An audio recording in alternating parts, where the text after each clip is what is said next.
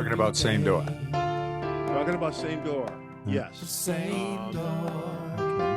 What's the genesis of that song? The genesis of it. Yeah. So the music was written when I was in college, mostly, and it was written to a different set of lyrics. It was called "Living Alone," and if you think the Same Door is depressing, "Living Alone" would just pretty much knock you out for the day. Then I started collaborating with a guy by the name of John Fisher, and we used I think a TAC 4-track reel-to-reel and put together a bunch of songs. And when we played them, the one that kind of jumped out as being different and interesting was the Same Door. No. But yeah, so it started back then, and doing a re-recording of it with Mark was really cool. I mean, it was kind of nostalgia for me. What comes to mind for me is Groundhog Day. Uh-huh. Every day is the same. Every day Yeah. is, and he couldn't break out of that, Bill Murray in that movie. And, what broke him out of it was love.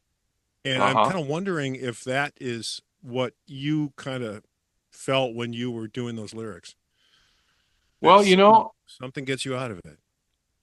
what I would say about the lyrics is I think there's enough unsaid in the lyrics that anyone who listens to it can kind of fill in their own narrative that goes along with it. In the production, this one you came over to my studio and we started it here and did all the basic tracks, right? All the tracks were done at your house. In Logic on my computer. Yeah. And then we emailed them to you, Mark. And I think we Yeah. sent Mark like a whole pile of vocal tracks. Yeah. Right. Yeah. So I when I'm doing the producing kind of thing, what I'll do is I'll take 5 or 6 different tracks. This is something that I, as a producer, had mentioned in the last podcast we did, is I tend to grind these songs into the dust, right? And so I was like, Tom, send me 16 vocal tracks, and he sends me that many or whatever it is, right? And I go through every single one of them, and I'll take certain phrases out of one and grab another phrase out of another one until what I have is what I believe to be the absolute perfect vocal track. And of course, the vocals are very important because they're up front. So you need to spend a lot of attention on them. And so in Same Door, it was really easy because it was a really great lead vocal. And what program were you using? Do you use? I use Sonar Band Lab, which ended up, it goes all the way back to Cakewalk. Cakewalk was a very popular sequencer that turned into a digital audio workstation. And then it lived its life. It ended up getting towards the end. And actually, Mark and I worked a lot with Sonar. He was more of an Apple person at the time, but he took the time to learn Sonar, which is really amazing to learn 2 DAWs because there's a lot of work learning one. And then if you learn 2, it's amazing. Well, I didn't spend too much time with Sonar when I realized probably the best way to do it, since I'm working with Pro Tools, all I needed to do was have Mark make solid sound files for each track, starting at 0, always starting at 0, and going to the full length of the last longest track. And each audio track would be that thing. And he would just send me the audio tracks. I'd throw it into Pro Tools, and then I could do everything I needed to do with what I was experienced with.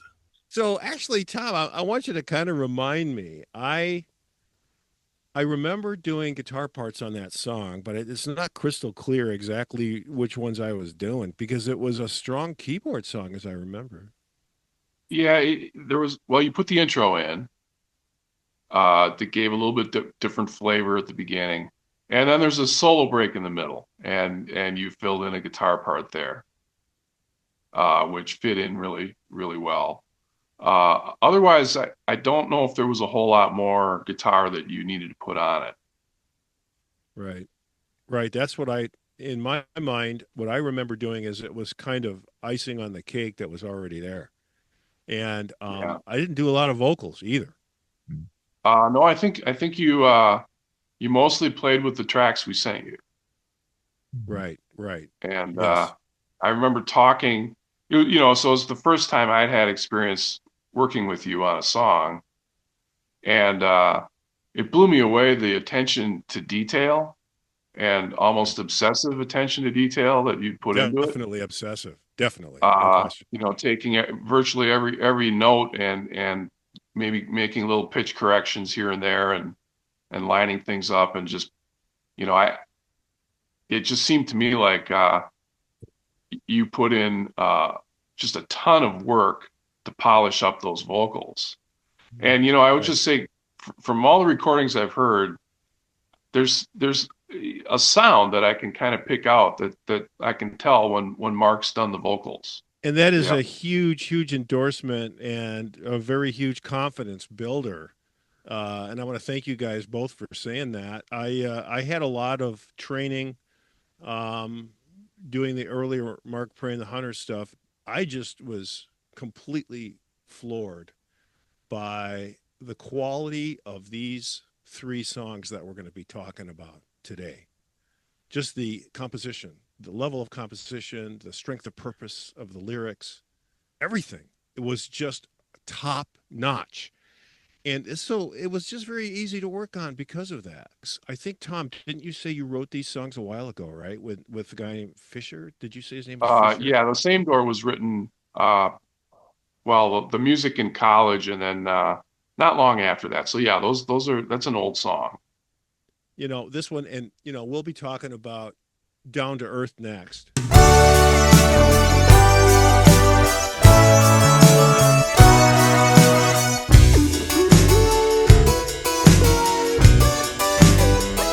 Yeah, that's the one that I really just went absolutely nuts over. Listen to a bit of it right now. All right. My time has come to open my eyes, recreate my zone. Reality, can we agree, is not only yours, ours to hold and so. You bring me right back down to earth, and when I fall it always hurts. So Tom, genesis of this one. This one was another one that John Fisher had written the first draft of the lyrics, and I did the crudest demo possible. I have no recollection of writing the song. In fact, this was one where when I was going through some old CDs, or maybe even cassette tapes, I stumbled on it, and at first I didn't really even recognize it. I'd forgotten that I ever wrote the thing. And it seemed like it had like a kernel of a hook in there that maybe something could be done with it. So I sent that demo to Mark, and by the time it was finished, I guess it was the same song, but it had transformed in a major way.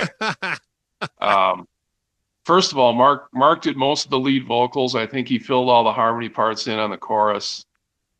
Did quite a bit of arranging on the song so that it made a little bit more sense. And yeah, it was just a whole new song by the time Mark had finished with it.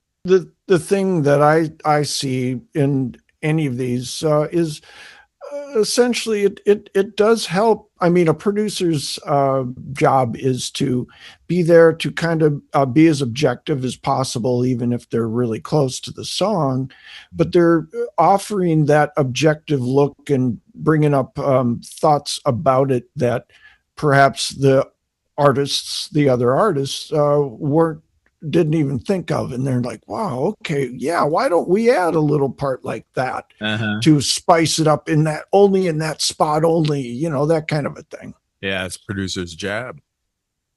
We did Same Door first, right? Right. And, Right. That's right. And then Down to Earth. And then we kind of thought that we were through with your songs, Tom, until you came over once and we were in my studio and you said, well, let's this other one that I've got, let's just lay down some parts. And like an hour later, we had all the parts down for Stolen Moments. And I remember when we first played it back, you and I were listening in the headphones, just looking at each other going, holy crap, this is amazing. We got to send this to Mark. And that's when I sent it to you, Mark, and you said, yeah, send me those files. Yeah, that was this was a really kind of a interesting and exciting and sleepless and time for me. And here I am, buried up to my frickin' eyeballs in these songs that I love so much, and I was just pouring my heart and soul into these songs.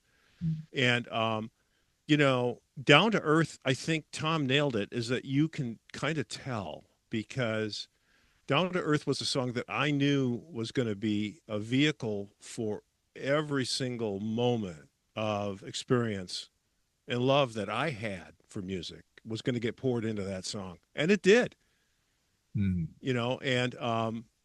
yeah, the call response in the beginning of our vocals, Tom, where I'm doing the low part and then you come in with the higher part. It's just really, really cool and fits beautifully together. And, the chorus does an amazing sort of a hook. Let's just listen to a bit of it right now. What do you say?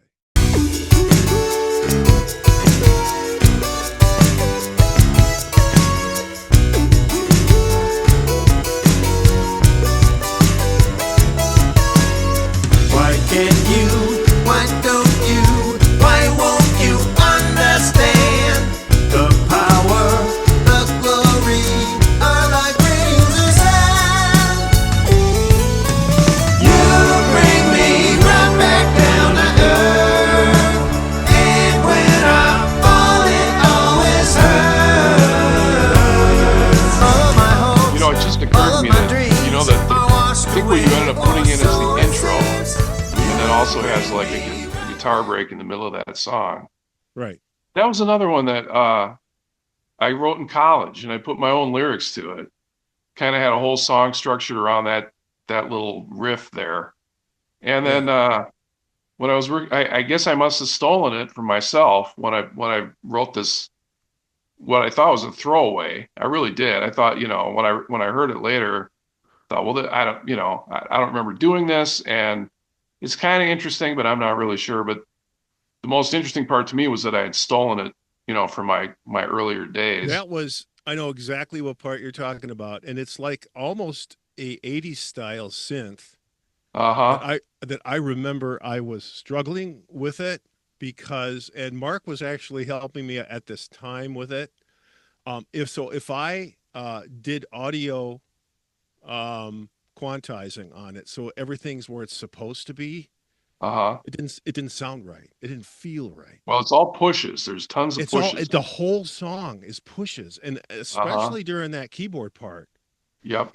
And when everything was in its perfect place, I would listen to it and go, this doesn't feel right. It doesn't sound right.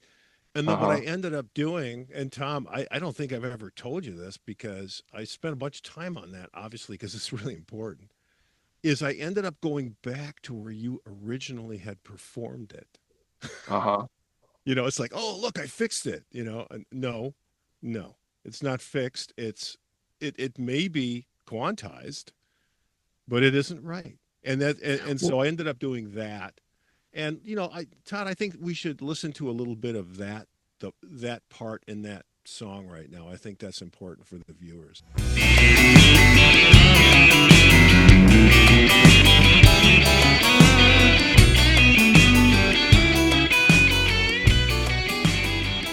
Cover Stolen Moments now, one of Tom's famous songs that went worldwide, and millions and millions of people love it.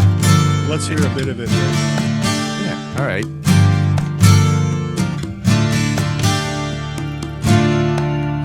every day. The same door, in and out, the same door. The same names, the same places too. There has got to be more.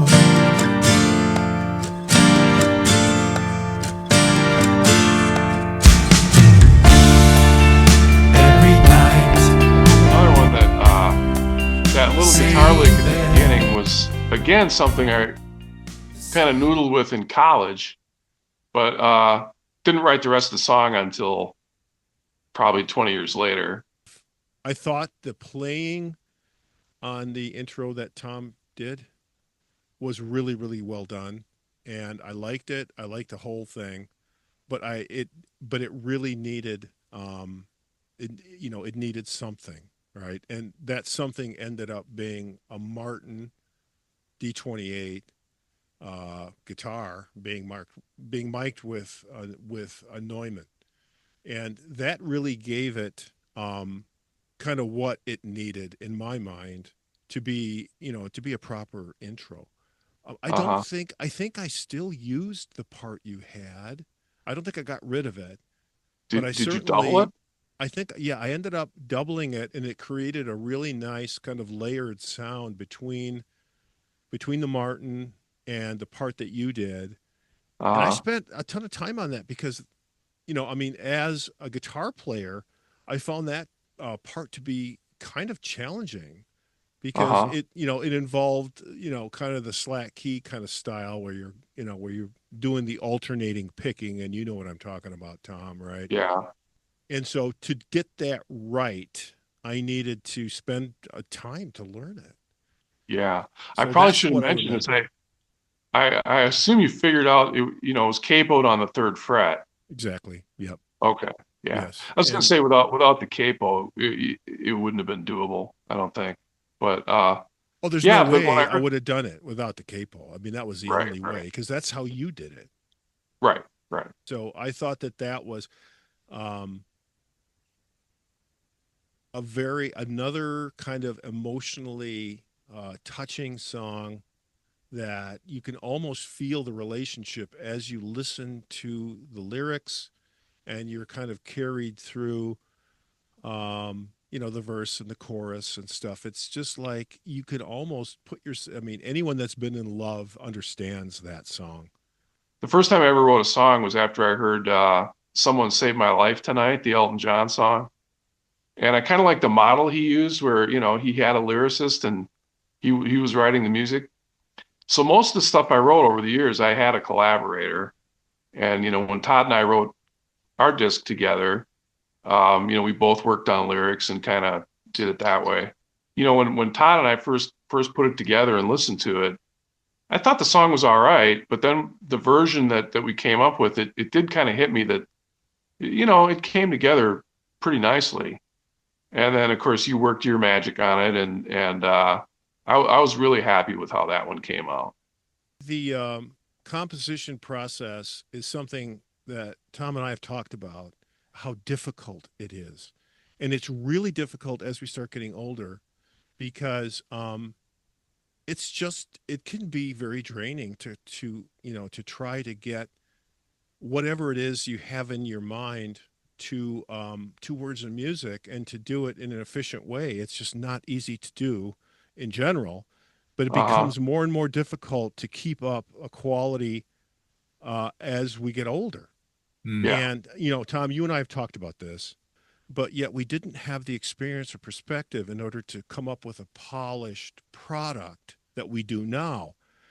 So when you go back and you do a song that you composed in college or a song that Todd and I did when we were in our 20s, it's kind of a special magic to do that because of Yeah. that reason. Yeah. Because you can put all the best technology and all the best ideas and all the experience that you had into something that meant a lot to us at the time.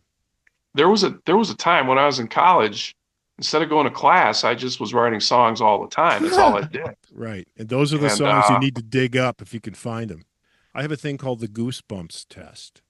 Ah, When I listen to a piece of music, and it's like, does it give me goosebumps the first time, the second time? Does it give me goosebumps the 50th time I've heard it when I put it on a repeat?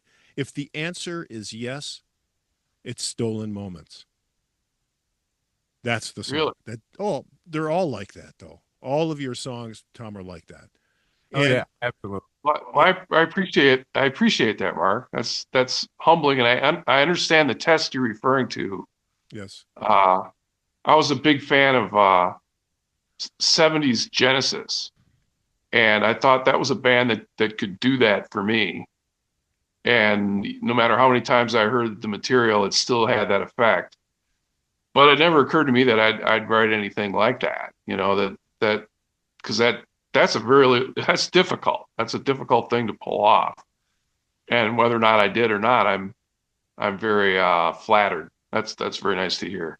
now I'm starting to go away from Tom's stuff, but it's all Tom's stuff in a way. All of this is stuff Oh that yeah, you've worked on. You've worked on all of it, Tom, and it's on all of it. we all have as Party Chicken Ballet. Do you guys Right. ever talk like get into the music, kind of the composition, the theory kind of stuff? No. When you go, No. you guys, do you mean me and Todd? Yeah. In your Yeah, I do. prior series of podcasts, because I did want to say on Stolen Moments, I think and Mark, you'll remember this. We had a Mhm. conversation about the bridge on Yep, that I song. remember. Yes, I remember that. And I think you were working with my vocals and trying to get them dialed in. And you made a comment, something about like you weren't quite sure where I was going with the bridge on it. And I have to say, but I'm not trying to like do any self-promoting or anything like that. And it was almost an accident. There was one chord change that I think was my favorite part of that song. That I don't know where in the world it came from, but the bridge starts out, it's E minor, then it goes to C, and then to B minor, and then somewhere along the way, I thought the next chord ought to be an F major seven. Was that just an F7? And when it threw that in there, it just hit me like it almost had a Billy Joelish kind of sound to it. And then it followed up with, I think, an augmented A and an augmented B, that kind of thing. But I just remember when you heard it and talked to me about it, I think you were maybe thinking I should either rewrite that or scrap it or do something with that bridge because it is out there. One of the things that I noticed, and you can agree with this or disagree with this, and I mentioned this to Todd earlier, is that I felt on some of those vocals on that song that you were channeling John Lennon. Uh, And it's really, to me, when I hear that lead vocal, uh-huh, I'm thinking this is starting over, sort of vocal. uh-huh, And again, as if I haven't been, surprised enough by your, composition and your playing and your singing. When I realized that it was that good, I was thinking, I mean, people need to hear this song and all these songs that you do. So we need to figure out a way to really market these songs. And I think that these songs deserve it, right? Because of stuff like that, right? well, I appreciate that. I am not a fan of my voice, as I think you know, and so that's why I was thinking, who would be better singing this? Mhm. And my answer was just about anybody else. But I do have a little, I suppose, that little nasally quality that John Lennon gets It sometimes. does. It really does. It really does. But when we were working on this in Todd's studio, we did three separate lead vocals, and I tried to get just the inflection, the pitch, everything identical on all three of them. And I think, Mark, you ended up using all of them, if I'm not mistaken, I at did some my point. usual thing, which is to take the best of all of the tracks Okay. And that was something that that's my idea of grinding a song into the dust, and Mark's Yeah. too. Mark is the same way as I am.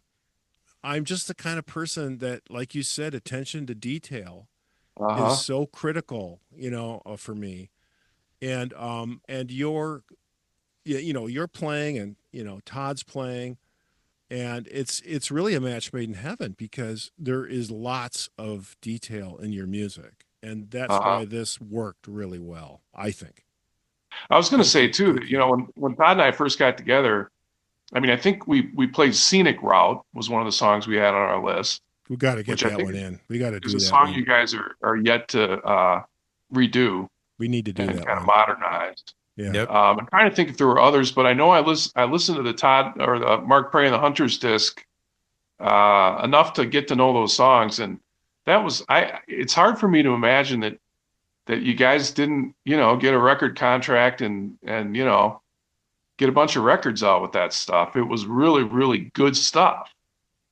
Right. And I know that's not the topic here, but I just thought I'd mention that I've been listening to that stuff since I guess the mid '90s when Todd first started passing it along. Wow. So to be able to work with you on this, I had no doubt in my mind you were gonna come up with something really good. But when I heard the final results, I just thought, wow, this guy can produce. These songs are available and can be heard and purchased even digitally on all over 150 streaming services, including Spotify and Apple Music.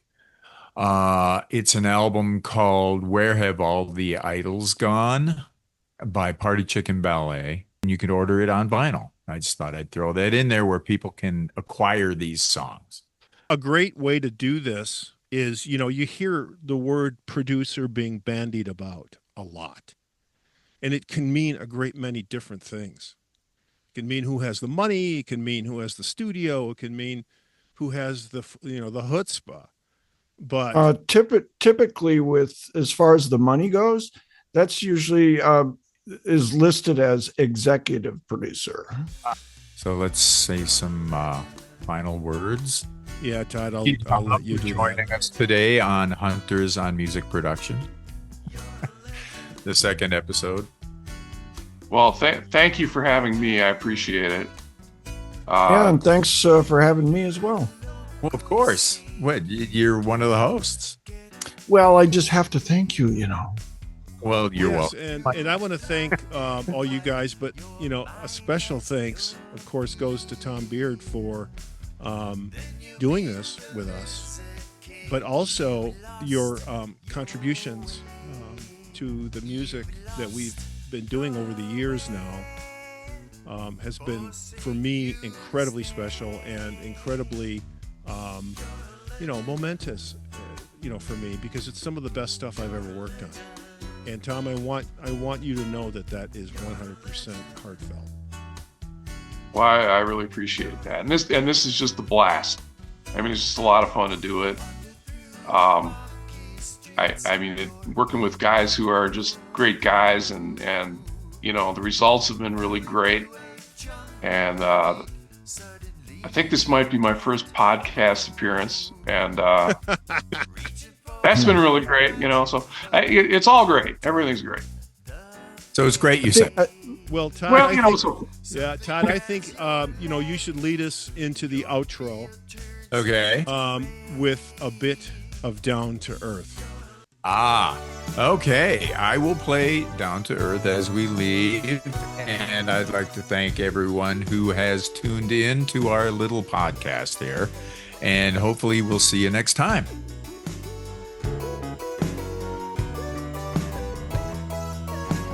I feel so good.